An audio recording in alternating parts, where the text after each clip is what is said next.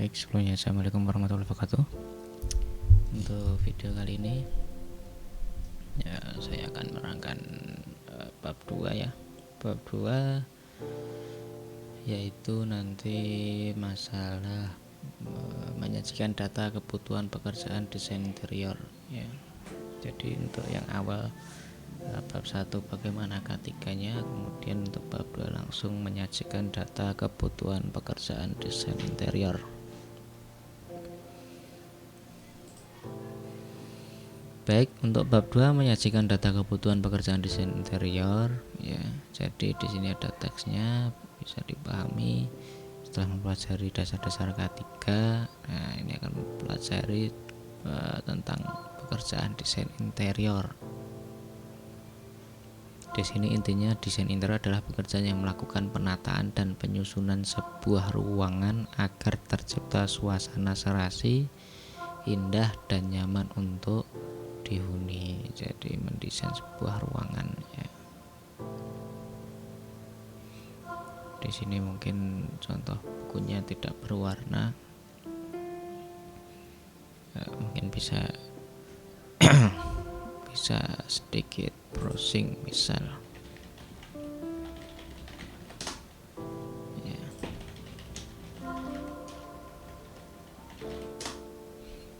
Nah, ada beberapa macam, banyak desain interior ya. Bagaimana menata, mengatur biar nyaman, desain bagus ya, penghuni yang menggunakan ruangan di situ juga nyaman ya. Kemudian yang pertama A yaitu mengenal desain interior ya. Jadi sebelum melakukan perancangan desain interior itu harus memahami mengenai desain interior sendiri ya, setelah melakukan merancang.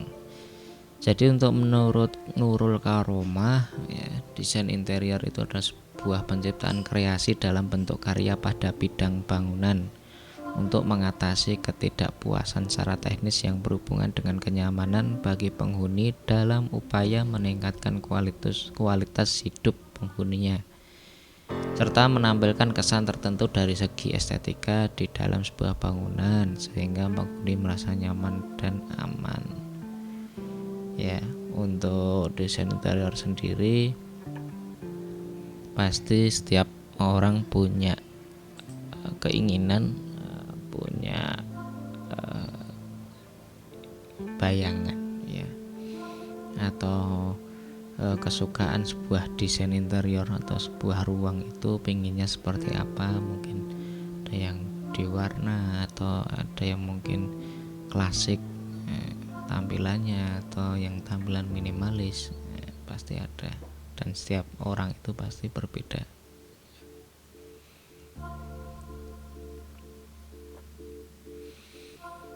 Kemudian untuk orang yang melakukan pekerjaan perancangan desain interior pada ruang suatu bangunan itu disebut desainer interior.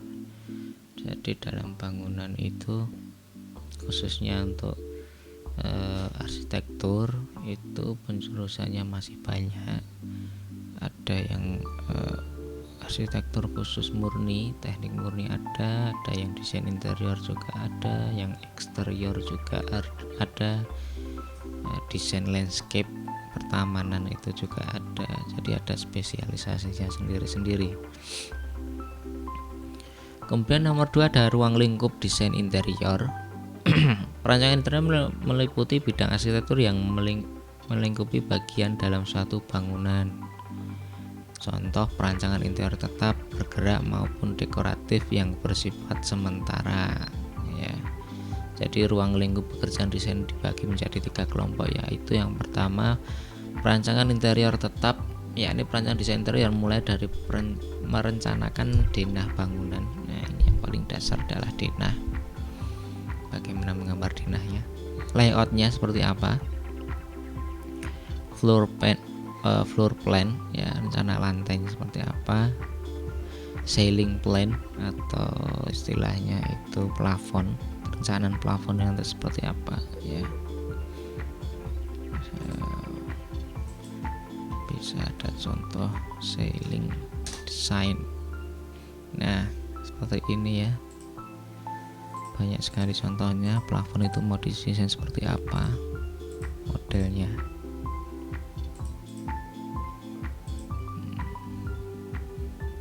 Kemudian ada potongan, pemahaman gambar potongan. Di gambar teknik dasar itu masih kepake aksonometri. Mungkin yang belum paham bisa kita cari aja aksonometri gitu ya. Nah, aksonometri ini ilmunya gambar teknik dasar ya, proyeksi, gambar proyeksi. Ada trimetri, dimetri, isometri, itu harusnya di gambar teknik 1 ada. Dan paling tidak minimal ya membaca lah. Apabila mungkin kemarin disampaikan materi ya, mapel gambar teknik dasar ya. Kemudian ada detail, ada perspektif, maket, animasi, dan teknik presentasi yang lainnya. Maket, animasi, kemudian ada 3D rendering dan sebagainya, itu kan untuk teknis presentasi, menampilkan apa yang kita desain sehingga klien atau orang umum paham dan tahu apa yang akan dibuat dalam sebuah desain interior itu. Desain, tema, kemudian furnitur, warna, ornamen yang digunakan seperti apa. Dan yang kedua, perencanaan interior bergerak, movable, ya ini perencanaan desain interior yang bersifat mikro. Misal membuat desain furnitur, desain produk, desain landscape interior, handicraft, dan lain-lain. Jadi membuat desain sebuah kursi, meja, ya. Kemudian ada pot, lampu, mungkin juga ada apa istilahnya, foto yang dipajang di dinding. Ya. Sini lebih fokus ke desain furnitur, desain produk, desain landscape interiornya. Seperti itu contoh, mungkin ada kursinya bentuk seperti ini. Ya, ada yang tinggi, ada potnya bentuknya ya sphere atau seperti ini ya. Ada fotonya, desain. Kemudian yang ketiga, perencanaan dekoratif, ya perencanaan yang bersifat menghias, misal desain hiasan pesta pernikahan, mendesain pesta ulang tahun dan sebagainya. Jadi kalau seperti orang punya resepsi ya, ada kegiatan resepsi nikahan ya, pernikahan, Jawa ya bilangin duwe gawe ya. Itu kan dia dibuat sebuah ruangan ya, ada desain interiornya, perancangan dekoratif, ternyata masuk di situ keahlian desainer interior ya. Kemudian ketika tujuan desain interior, yaitu ada beberapa. Yang pertama, menciptakan lingkungan yang fungsional dan indah. Selain itu dapat menunjang kenyamanan pengguna dalam beraktivitas. Ya, kalau ruangannya sudah indah, bagus, rapi, fungsinya sesuai, orang ketika di dalam ya nyaman. Kemudian B, interior merupakan sesuatu yang berada di dalam bangunan, dapat juga diartikan sebagai desain atau dekorasi dalam struktur. Yang namanya interior itu pasti di dalam, kalau di luar namanya eksterior ya.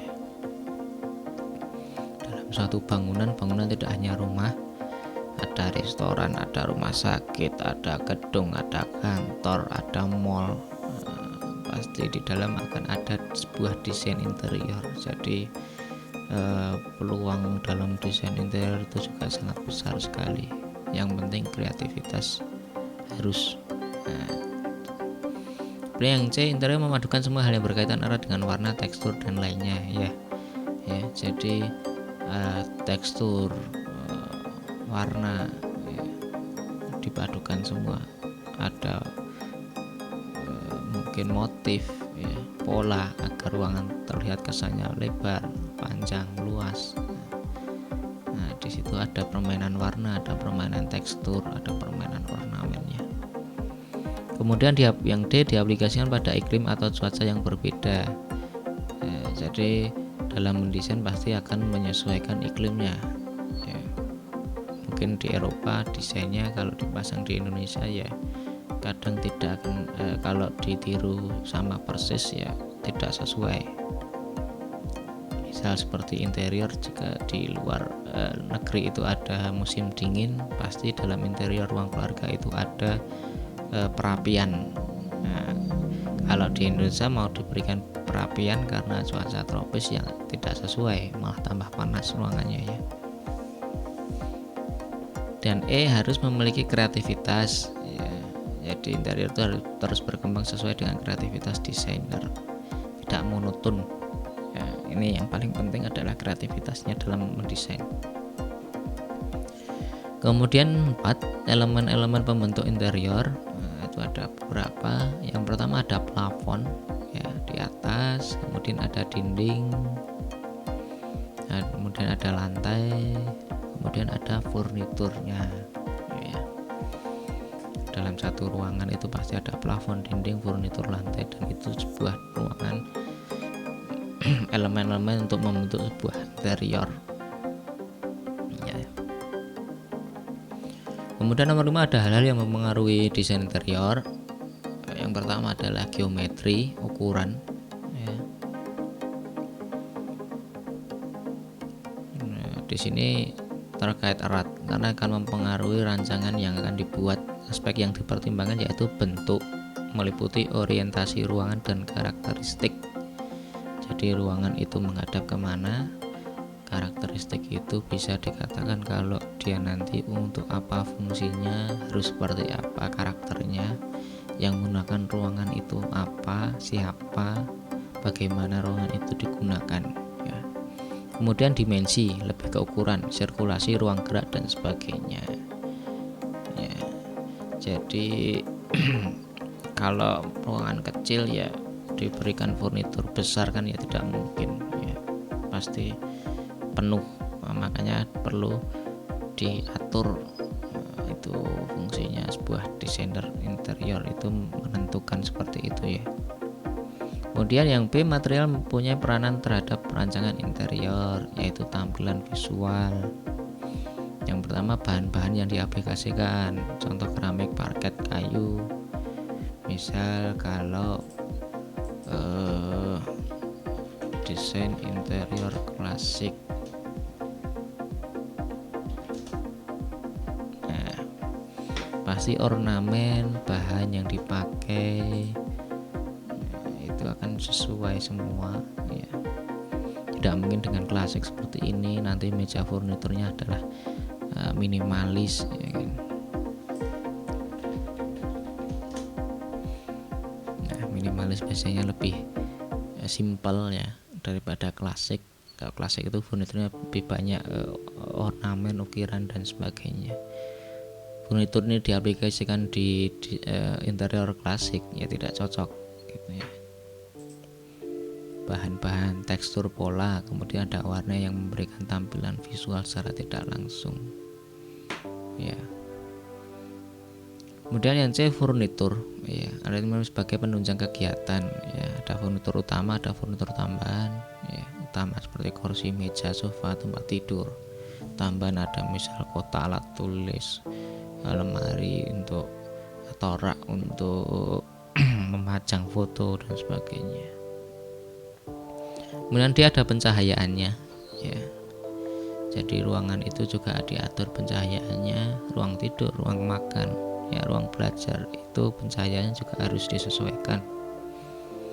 Kemudian yang E, setting additional komponen bersifat dekoratif, pemanis, contoh ada vas, ada lukisan, ada tanaman hias. Nah, itu hanya sebatas penambahan, setting additional, nah, hanya bersifat dekoratif ya. Kemudian B, menyajikan desain interior untuk berbagai keperluan ruang ya. Jadi desain interior untuk berbagai keperluan ruang karena ruang itu tidak hanya satu dalam satu bangunan. Misal rumah juga ada ruang makan, ruang tidur, ruang belajar, ruang ibadah, ruang keluarga. Nah, yang pertama ada desain interior rumah, apartemen, dan hotel. Nah, di sini seperti apa desainnya kan? Itu pasti berbeda, nyaman ya. Rumah memiliki berbagai ruang ya, ada ruang tamu, ruang keluarga, dan sebagainya. Nah, itu desainnya nanti harus seperti apa. Kemudian ada desain interior perkantoran. Nah, berarti harus dipahami dalam perkantoran itu yang menggunakan siapa, ya, nanti digunakan untuk apa, ruangan yang dibutuhkan apa saja, kan gitu. Ada untuk ruang meeting, ada untuk ruang pegawai, ada ruang untuk apa istilahnya OB, ya. Kemudian ada desain interior tempat ibadah. Nah, ini juga berbeda lagi. Tempat ibadah itu fungsinya apa, digunakan untuk apa, siapa yang menggunakan, tujuan utamanya apa dalam bangunan itu. Kalau tempat ibadah ya tempat ibadah, misal masjid yang untuk beribadat, gereja, ya, dan sebagainya. Desain interiornya seperti apa, sehingga nanti para pengguna bangunan, ya, yang menggunakan bangunan itu ketika di dalam bangunan merasa lebih nyaman. Kemudian desain interior restoran. Nah, itu seperti apa, tujuannya apa, ya, restoran pasti ya orang datang makan, ya, bercanda, kan tidak mungkin juga di restoran orang tidur, untuk tidur menginap kan juga tidak. Desainnya seperti apa. Kemudian ada desain interior supermarket. Misal seperti apa, ya, supermarket semua diatur, fungsinya harus lebih banyak fungsi, terkesan luas, tidak terlalu banyak ornamen, lebih simpel, karena orang pergi ke supermarket pasti belanja. Nah, bagaimana penataan desain interiornya yang efektif. Dan desain interior tempat umum, misal di halte, di bandara, orang-orang transit sementara, itu biar nyaman, dilihat enak, kan, bagus. Nah, desain interiornya seperti apa, ya. Untuk materi desain interior hanya itu ya, mungkin bab 2, menyajikan data kebutuhan pekerjaan desain interior. Jadi menyajikan data kebutuhan pekerjaan desain interior itu intinya hanya dipahami interior yang akan didesain itu apa sih, fungsinya apa, untuk apa, penggunanya siapa. Nanti baru bisa ditentukan mendesain. Tidak mungkin untuk restoran didesain interior supermarket, kan juga tidak mungkin, ya. Atau rumah tinggal didesain seperti hotel, kan juga tidak tepat, nah, tidak efektif juga. Mungkin itu sedikit penjelasan untuk bab 2, menyajikan data kebutuhan pekerjaan desain interior.